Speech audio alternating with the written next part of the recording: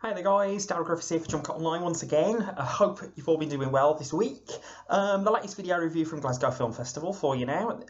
The Fright Fest portion of the fest kicked in tonight to tie in with the back end of the festival for those who are more catered towards or more driven towards horror and science fiction and those particular genres. Of course, you'll be familiar with the London run of Fright Fest, but Glasgow certainly does not disappoint in that regard either, offering multiple cinematic gems across the next few days.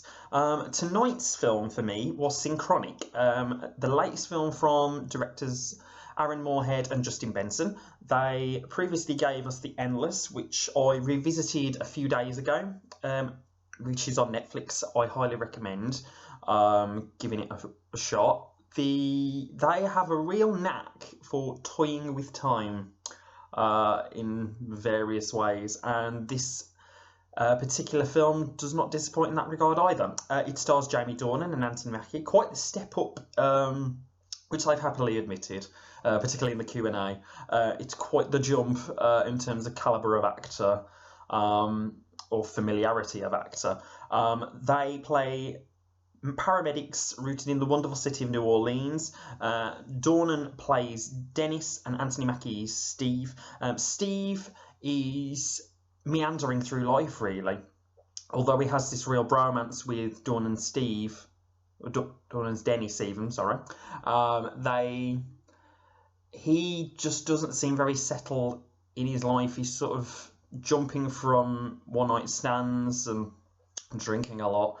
And when a particular piece of news strikes, it makes him reevaluate his stance on things. With Dornan's Dennis, he's more settled, well, as it would seem, but he's continuously going on about his relationship with his wife and his daughter, and he admittedly certainly has some insecurities there as well, but he's oblivious to what's going on with Mackie's Steve, and they, through their job title, do encounter some very oddballs along the way, but it's a particular disappearance that triggers the more thrilling, or the genre thrills that Moorhead and Benson are renowned for. Let's just say it involves a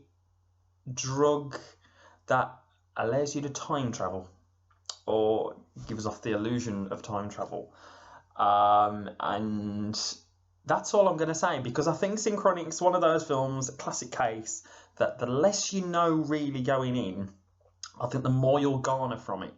I think New Orleans is beautifully photographed. There's wonderful representation of this time travel element. One particular shot that I really liked was this aerial shot of sort of panning upwards and then sort of turning right between two bridges, and it's sort of intersecting. Well, it sort of gives us this idea of intersection between reality and fantasy that the film toys with wonderfully, and this subject of time and how precious it is. And I think because of the existential crisis, particularly with Mackie's character that he's encountering, and Dornan trying to figure out whether his long-term relationship has actually proved fruitful in the end, and it sort of tries to toy with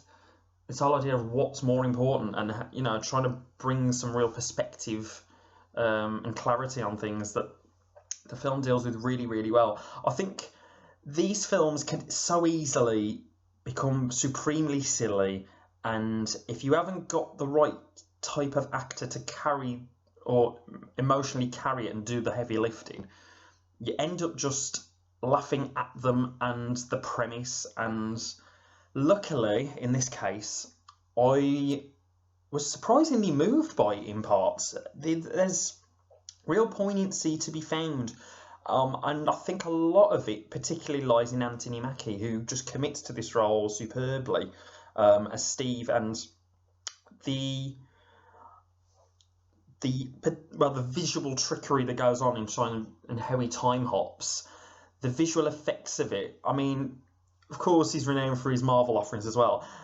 There's a trial and error portion of the film which might get a bit tedious for some, but I think it sort of toys on these comic book tropes a little bit, because obviously he's played the Falcon, and alongside, of course, Captain America, and there's sort of this trial and error sort of playfulness that goes on, and he's very much, he likes to wisecrack and make jokes about it all, and sort of just tries to undercut the severity of the situation that's going on, particularly with this disappearance, which is quite significant to both their lives without giving any particular plot detail away.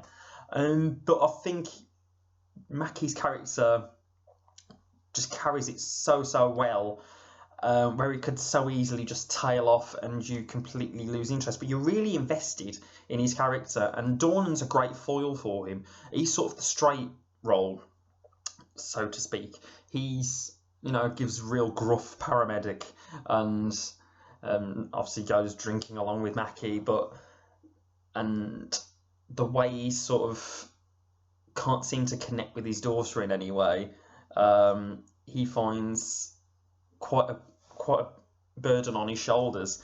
So confiding in Mackie's Steve is great catharsis for him. But Moorhead and Benson, I mean, I feel like these are guys that would, if they could really push into the mainstream, they would be well. I mean, who knows how well sought after they are.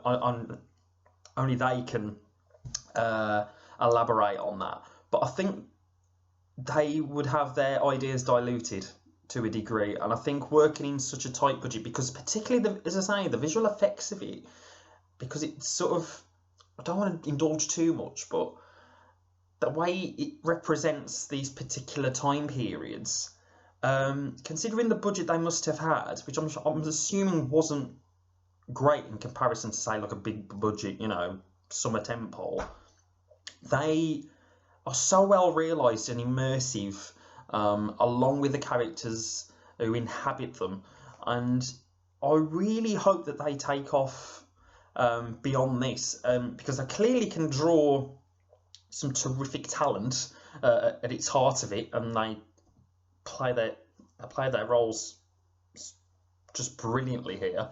But at the same time, you sort of want them to keep within their own wheelhouse and really challenge the concept of time even more, and maybe sort of the way they've sort of dipped into sort of elements of horror and science fiction and really toys with these ideas.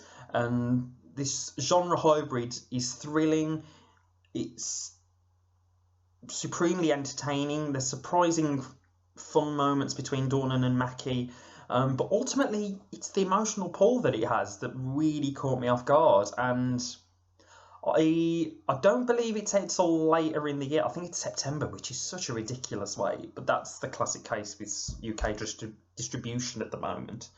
But I really hope Synchronic finds an audience, and because it's a fascinating little film, it's a little gem, and a really neat mind bender, and some of the direction along with the visual effects. As I say, that one bit with the bridge is stunning, and these complete rotations that, almost like a clock doing, working its way around, and the way it sort of toys with that, with sort of like cosmic significance as well, and the way it sort of marries all these ideas or intertwines them in such a brilliant way.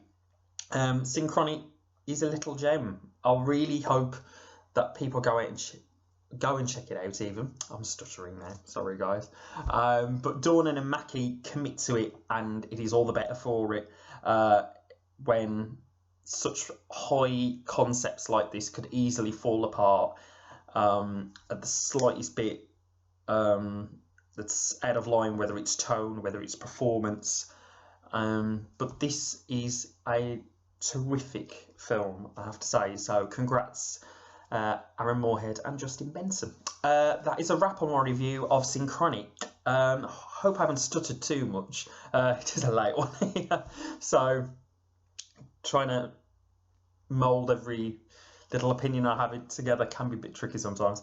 But that is a wrap. Facebook, like our Jump Cut Online page, Twitter, jumpcut_online, the website, of course, jumpcutonline.co.uk. Up next is Back Around, which is a film set in Brazil, and it was quite intense. So that's my next video review.